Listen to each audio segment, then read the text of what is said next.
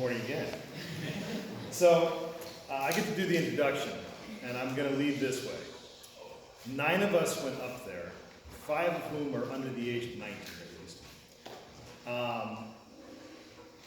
I have never been more impressed with a group of people, especially a group of people that age, than I was over a week in Alaska.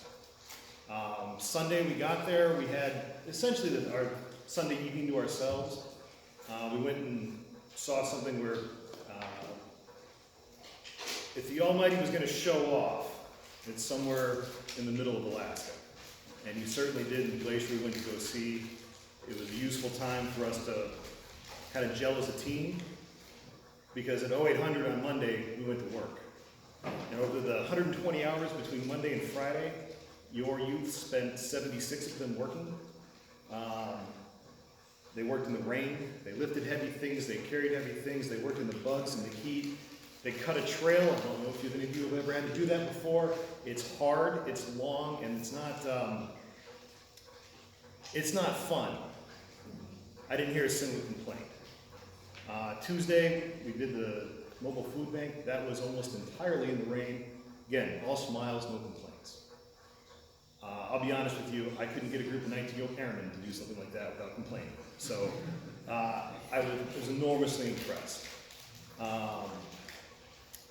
Each youth took a day. There's going to be a slide of just kind of an introduction on where we were, a couple of pictures, and then it's on them to describe it. We also have Carol and Emmy have some expansion thoughts, and then Jim's going to wrap up. So I'm going to go play with the computer, and Sophia's first.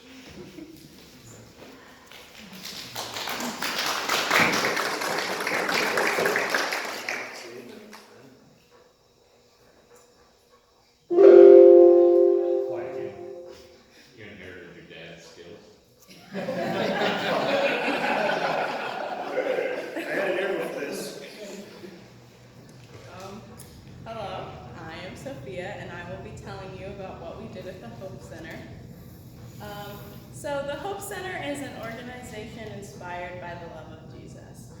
They offer those in need support, shelter, and skills to transform their lives. The center also provides culinary and bakery job skills training, daily meals, laundry, and clothing handouts. We were unable to take many pictures like on our cell phones here because it was against their policy, and they pretty much just asked us not to, which we understood because of the circumstances.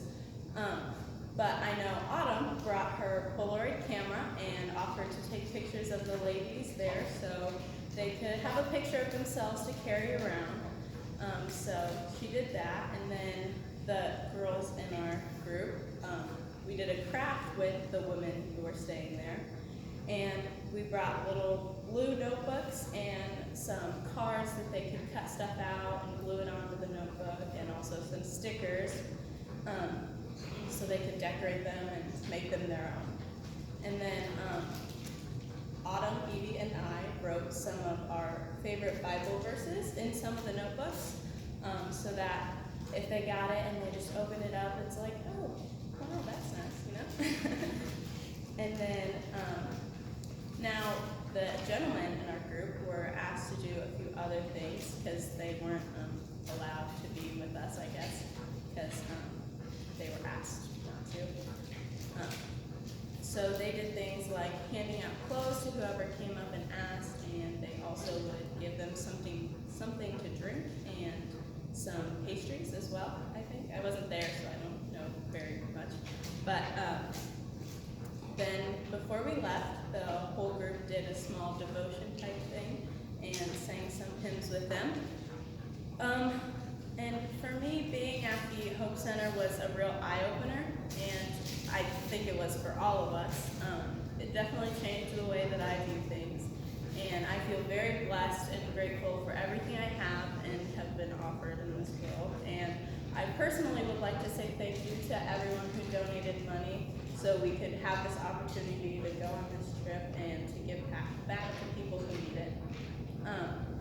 And I know even though we might not have seen the outcome of what we did, we most most definitely, I think, changed some people's lives, and in my opinion, that's what matters.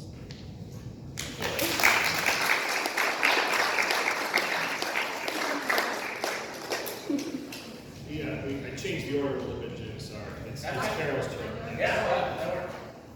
It made the most sense. Yep. Sophia pretty much summed up what we did. The women there. We good? Okay, I'm Mom and Dad. Anyways, the women there came from very hard situations, a lot of abuse. While the girls were, getting the crafts and things ready, we were definitely all out of our comfort zone. When we first pulled up to the place, of course, there's a lot of homeless people, and I think all of our stomachs kind of, went, oh boy, here we go, we're out of our comfort zone. But I went around to each one of the women who chose to come to our table. Some had their beds and whatnot that they stayed over. But it gave me an opportunity. I just asked, is there anything we can pray for you about? And that opened the door to many stories that were shared with me of abuse and all kinds of things. I prayed with the women, I cried with some of them. It was very touching, and then I was able to share those stories with the rest of the group. And I know the ladies that were there with me were praying for me as I was doing that, even if they weren't talking directly with them, and some of them were. But one of the most inspiring things, probably the most touching things that I have ever gone through, and I've already shared that with some of the people here. But while we were standing there talking with the chef, who he himself had been through the situation, and he was now working there. He had been a recovering alcoholic and whatnot, and he had found the love of Jesus, and he was sharing that with us. A gentleman came up who worked there and asked, is there anybody here willing to go talk to this woman outside? She's really upset, and we need somebody to go talk to her.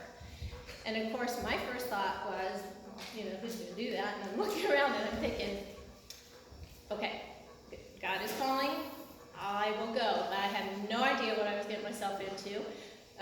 He took me out to the back alley where, whether it was safe or not, didn't know, but didn't matter. And he said, Andrea, this is Carol. Carol, this is Andrea. And he walked away and shut the door. And she was probably in her 20s. It was raining. She kind of had a hood on. I couldn't see her face real well. She was crying immensely. I tried to ask her questions. And as I walked out, I looked back at Autumn because I thought, I don't know what I'm getting into. And I said, pray for me because, I didn't know what was going on. I could not understand her. She was crying so much. She wasn't talking another language, but she was crying and crying. And she kept looking over her shoulder, very distraught, said, they keep coming back for me. I had no idea what that meant. I said, who keeps coming back from you? And I started thinking, is she possessed or what? I said, is it people that are coming back for you? And she was just so distraught, she couldn't even talk to me. So I asked what her name was, and her name's Andrea. And I said, can I pray with you? And she nodded her head, so I took her hands, and it was just like, Lord, give me the words, because I didn't even know what to say. And I just started praying with her, and she calmed down a little bit, and then I asked her if she knew who Jesus was, and she just really wasn't focused or anything, so I just started telling her who Jesus was. I witnessed to her, and I told her what he did for us, told her that doesn't matter what she's done in her past, that if she was sorry for her sins and believed in him, that he was there with her all the time. I asked her if she had family. She said she didn't have anybody, she was alone. I said, you're not alone, you have Jesus to be with you, and he loves you. And I said, I believe that, I'm here from Indiana only for a few hours today, and I believe God wanted us to be here as a group, and he wanted you to come here today for help because he wants you to know his love. And that was the main message that I gave to her. And she looked up at me, and I said, if you believe in Jesus as your Savior, I'm going to see you again someday in heaven. And she just looked at me like that was just totally amazing. I had a New Testament Bible. I said, do you have a Bible? She said, no, I gave it to her. And the coolest thing happened after that I will never forget. Somebody must have been volunteering, and they started playing How Great Thou Art. And we couldn't see them because we were over in a corner because she was scared. And all of a sudden, she started singing How Great Thou Art.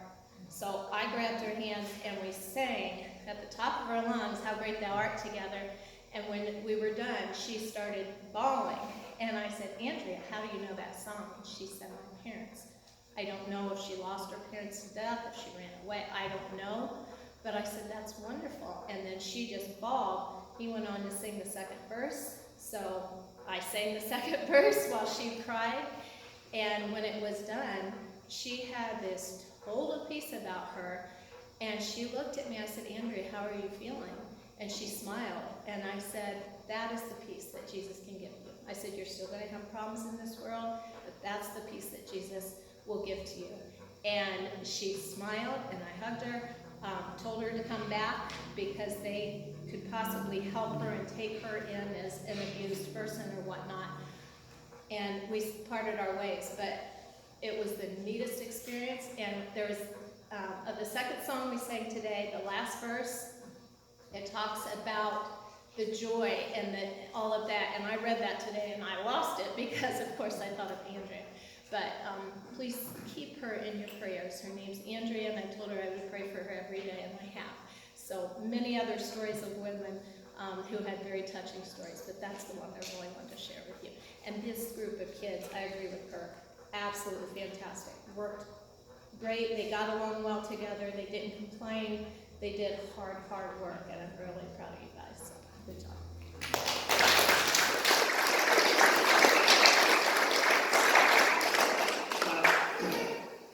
After the experience that was the Hope Center, we went back to one of the places we were staying. Some of us toasted golden brown marshmallows, and some of us did it wrong. I've been waiting 2 weeks to say that. And we had dinner together and kind of decompressed. I think, as far as an emotional effect, the Downtown Hope Center was the toughest part. It wasn't the hardest work, but it was the toughest part. And now it's Evie for the Lutheran Social Services. Food bank. So on Tuesday we went to the Lutheran Social Services of Alaska Food Bank and Mobile Pantry. So they serve homeless people, they give food to them, and also a mobile pantry where on Tuesdays and another day, Thursdays, they give out food to people. They come in their cars and give out food. And that is the second way that we help them. The first way, though, was back at their main warehouse. We helped sorted food and just like bagged bread and like canned veggies and things. And Tyler and Jonathan went upstairs to do something. I'm not sure what that was. And we like helped take papers out of binders and stuff for like people in the high school just that they donate. And so then we went over to the mobile food pantry we got everything out of the truck and like we helped them set it up, desserts and drinks and whatnot. And we helped them put it into bags and certain foods. And there was one lady who put numbers on the cars 1 through 4, the number of families that they were getting food for.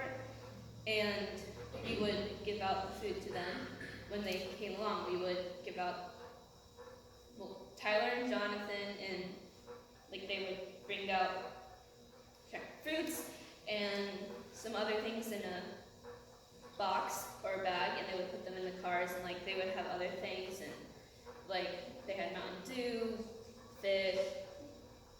What kind of fish was that here? Yes, this took me a while to figure out how to say it. Pollock.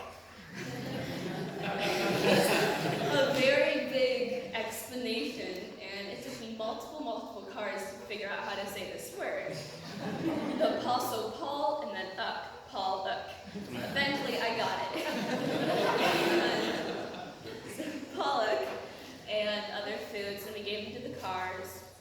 And also before we did that, he showed us like where they grew some of the produce behind us church and just some fields that they had with food. And yeah.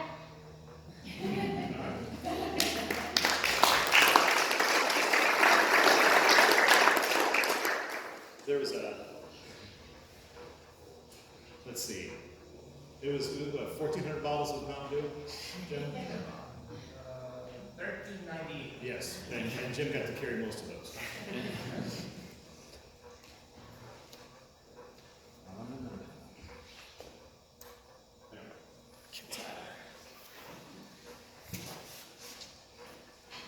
So I got to do our family promise day, which was the day, just like my mom. So I got the day of when we cut the trail. So this was family promise at this building. They took in families and groups of people who had suddenly lost their homes to very extreme circumstances, such as a fire or something like that. And these are for families who don't have anybody else in the area or in Alaska that are able to go stay there. So this is a place that they were able to stay and have their kids come.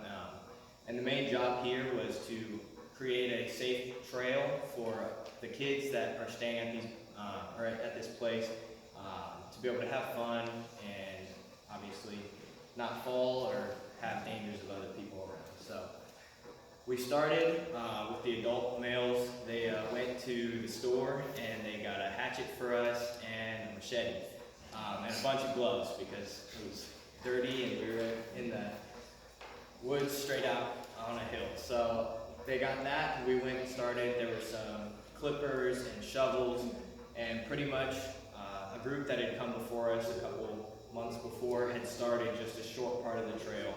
And we ended up probably doing 6 times the distance, probably like 200 meters or something like that.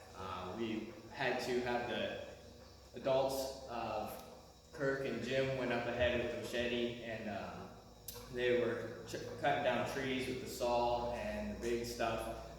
And then a lot of us youth and my mom were behind, clearing up the smaller stuff. It was on a very steep hill, so to make it safe, we had to make sure that on the edge of the trail that there was a little bit of buildup, especially the extremely steep parts. And then we took the shovels and we had to dig so that the walkway was flat opposed to slanted so that it wouldn't slide when it's wet. There were multiple spots that were very, very steep and straight up, so we kind of made stepping stones. That way it was easier to walk there. We took a short lunch break and then came back, which I think this was one of the longer days that we worked, and it was not so mentally straining as Hope Center and a lot of other places were of seeing the people and the difficulties that they went through, but it was definitely a physically demanding day for all of us. Got our hands dirty and worked very hard, but came out to a beautiful trail that we started, and there's some touch-up stuff that that next group can come and add on to, but we have a very good base for the trail for the kids that come to be able to play it. So.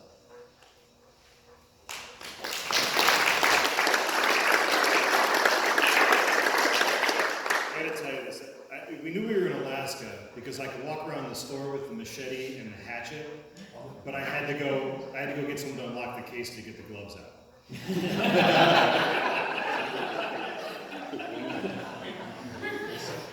Okay, it's about I'm sorry. So it was across the bay or? Right, yeah, we followed around. It's about a 40-minute drive. Yeah, at the top of the coconut there. And Wasilla's an interesting place because if you couldn't see the mountains, you'd think you were in Southwest Allen County. It's the same kind of restaurants and businesses, and it's not as immediately obvious the way things are as it is in Anchorage. I'm sorry, I spelled your name wrong. If only you I was gonna correct you, but it's okay. I got the community pregnancy center on, this was Thursday, I believe. I don't know.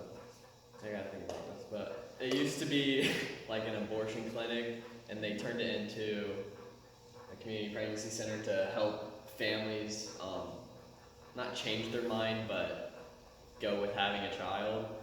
And I don't know what the picture is. In this room, they had these, I think they were called baby bucks or something, and you would like join their, I don't know how to explain it, community, and you would take lessons and like quizzes, I guess. I don't really know how to explain it, and you would get these baby bucks so you could buy clothes, car seats, shoes, diapers, wipes, and everything that you need for your child. And here we kind of helped clean things up. One of the rooms we had to paint walls because it was all brown and boring, so we had to paint them blue. So the lady that worked down there was getting kind of annoyed with the colors. And then in this, we were cleaning vents for the clothes and stuff because they were dirty in COVID, so we had to clean the germs. We packed diapers for a while, and How was that experience? I mean, they were clean diapers. Relish that moment. They weren't dirty diapers, luckily. Really? What's more? Yeah. The CBC, it was interesting because of the clear, unified purpose that the director had given that particular building. They were unique in that they had a heavy emphasis, for example, on fatherhood classes. For those of you who are fathers, I don't remember getting a class, except for getting through the birth, and I probably could have used it too. You mean she's going to do this all night? Yep. And he was firm in his conviction that if it didn't prevent abortion, there wasn't a reason to do it. He wasn't going to just add services to add services. It was to meet that mission or not at all. This was probably, it wasn't the easiest work, but it was probably the easiest on us.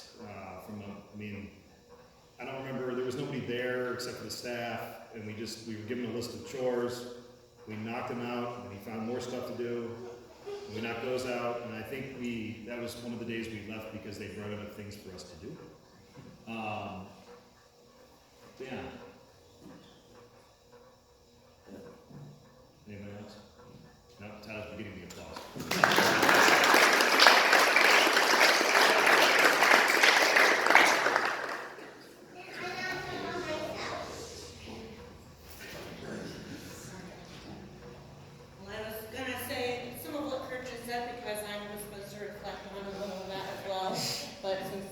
Most of that, I guess I will just say that the pregnancy center was, I wouldn't say my favorite place to be when we were there. It just meant the most to me.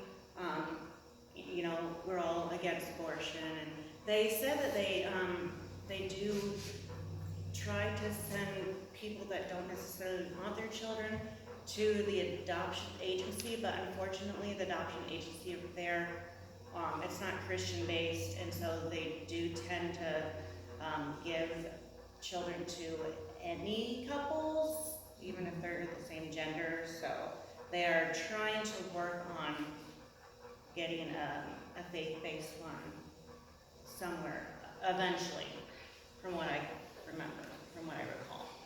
But yes, as Kirk said, they do work with fathers there, and that is pretty awesome because you don't see that in almost any of the pregnancy centers anywhere in the state, so that was pretty great. I'm going to talk about some of the fun stuff that we did as well, because God didn't, He sent us up there for the mission, but we got to see a lot of the beauty while we were up there as well. As you said, we did get to see a glacier. We went around Turnagain Arm, which was about 45 minutes south. Just beautiful mountains, lakes. Got to walk in the water a little. Some of us, on the last day that we were there, braved Flat Top Mountain. I don't think we made it all the way because it was raining and we were in clouds, and it was sort of scary, but someone who went up there with us that was very afraid of heights, but she did pretty awesome, and I had a little fall, but I didn't really get hurt. Mom kept telling me to be careful because I kept falling down, but that was God. God made that beauty up there. I don't know how anyone could not believe in God after being in Alaska and seeing the things we saw for the mission, or just for, you know, wandering around town or anything that's beautiful. And I did not ride a moose. I got very close, but I was also very careful and cautious. So I did do what they didn't say. They said not to do. I did get a selfie with one, but I was very cautious of where I was and safe, and I knew I would be okay. So yeah, but it was a great experience for me because I got to do it with my two oldest children. Not a lot of people get to, you know, we do it with the youth group, so we get to do it with our kids, and I couldn't imagine not doing it with them. And the work that all these kids did, it melted my heart. I mean, these kids were awesome. They didn't complain. I think Kirk and I complained more than they did, but because we're older and, you know, we get more tired and we get more sore, but all these kids did really, really great. So I am definitely proud of them all. Does asking where the ibuprofen is kind of complaining? Yeah.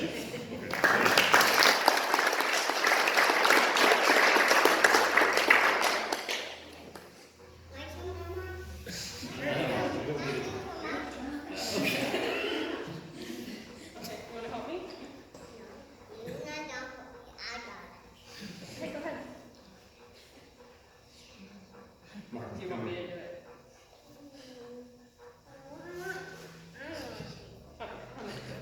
Okay, so this was the school and the church. They help a lot of people. Okay,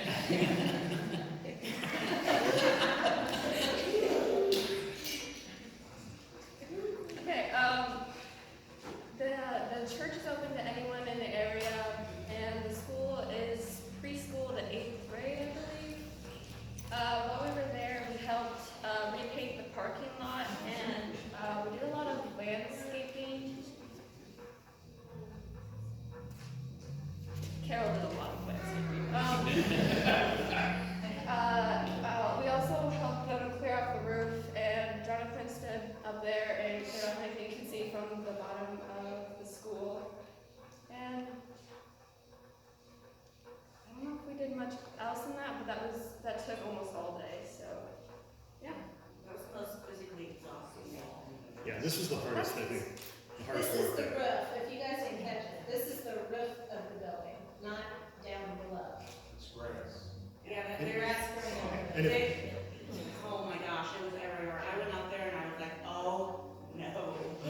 She volunteered to do it. Yeah, it was pretty, oh my gosh. There's just the kind of absurdity of being asked to weed the roof. You couldn't pull them out and you couldn't spray weed eater stuff because it would mess with the foundation of the roof. And so you had to literally scrape it all off. It was a good example of how things are different up there. Why has the roof got concrete on it? Because it gets 9 feet of snow on it. So, everybody was very busy, so some of the pictures for here are a little repetitive.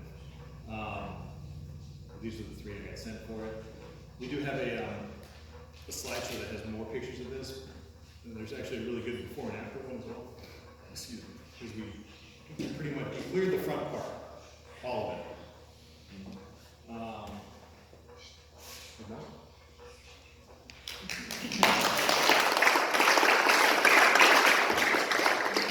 There it is, there's the selfie. So moose owner, how far do you think you were, Emmy? Huh? How far do you think you were at that point? Maybe 10, 15. 10, So we 15. were on an ammo, we were on a bomb dump, like an ammo thing, and like. Yeah, she made me go first to see if it was safe. Yeah. No, and the roof was across the street, so when I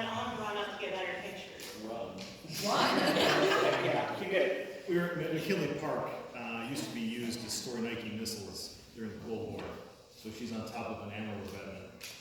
And And the rest of us were safely watching from a distance. I was trying to remember what a life insurance payout was. Yeah, he was pretty sure that if something had gone wrong, he would be here with a boat this week. So Yeah, I would be extending myself to the insurance company. Real, you want me to crack your lens, okay. So wrap up. As you can see, we are wrapped up. Everybody's got masks on. We're at the airport. Masks had to stay on all the way through the 7-hour flight, all the way through Kennedy, all the way through another 2-hour flight. Friday was a long day. So and that was a 2-hour wait in line, almost 2-hour wait in line, just trying to get to the check-in with bags. So that was not the fun way to end the trip, but definitely let us know it was over. A couple of takeaways, like you've heard already to a certain extent. There's some really impressive ministries up there. One of the things that impressed me the most, particularly about the Hope Center for the women and the Community Pregnancy Center, very, very, very adamant about avoiding all government money, all government entanglements, because it meant that they could focus on their mission of spreading the gospel and not have to compromise anything. The Hope Center had recently come through and successfully defended themselves in a lawsuit where a transgender person was trying to have use of the facilities. It was a person who was born a man, but wanted to be in the women's center. And they were able to successfully defend against that. And then the pregnancy center, not only was the director incredibly focused on preserving life and on the mission, but also, again, not having, there's apparently only one adoption agency in all of Alaska. One. And as was said, it's not Christian faith-based at all, and so they've opened themselves up to just adopting out, and the pregnancy center didn't want anything to do with that. They're hoping that a Christian-based group will be able to come up and get certified and be able to work with them. But overall, all these missions that we had the opportunity to work with, it was very refreshing to see that for the most part, the mission was not just to take care of people's physical needs, but to deliver the gospel to them. I will reiterate again how proud we are of these 5 who really put everything into it and worked hard, did not complain, just did the task they were asked to do, and served so well that every single group that we went to, with the exception of the school, which just had so much on the roof, you couldn't get it all done in one day, but everybody else, we got their lists done. And were their lists big, important stuff? No, a lot of it was just, we've got these little things to get done, and we don't have time to do it because we're trying to get the big things done. So we helped get those little things done for them and get them out of the way. And these guys just cleared it out, whether it was weeding, painting, hacking trails, whatever. Just marvelous. And in all of this, I think there's some impact on them, obviously. I don't think any of you kind of view things the same way you did before the trip, especially when it comes to the needs of those who don't have anything, and how blessed we are. And there's some impacts that will reach back here as well. We're very hopeful now because there's been some interest expressed that this fall and this school year we'll have a teen Bible study group started again Sunday mornings. And these guys are hoping to be able to get together at least as often as they can, since we're a little spread out, and do some other activities together and just kind of keep that bond going. And hopefully that'll benefit Sam and everybody else who's coming up and getting ready to in a couple of years or a couple more years go on this trip. And it's a big trip, and and it's well worth it. Even if we didn't get up into the villages this year, we saw stuff. The boys and I and Kurt at the women's shelter were all on the other end of things. They offer a coffee and pastry to the homeless in the mornings, as well as free showers and laundry service. And the foyer was being painted that they come in through, so it was only one at a time. So these guys are handing out coffee and pastries, and Kurt was dealing with the clothing in the back. And I don't know why, but for some reason I was the bouncer. So I was the doorman. Only one person in at a time kind of thing, and regulate that. But I mean, it was a beautiful weather up there. Cool and comfortable for the most part, not too hot, but the day that we got to do that, it started about an hour into it, pouring rain. These folks are just out there, standing in the rain, because that's part of it. And they're soaked, and they don't have everything that they need, and some of them may choose to live that way, kind of off the grid, as it were, but others do not. And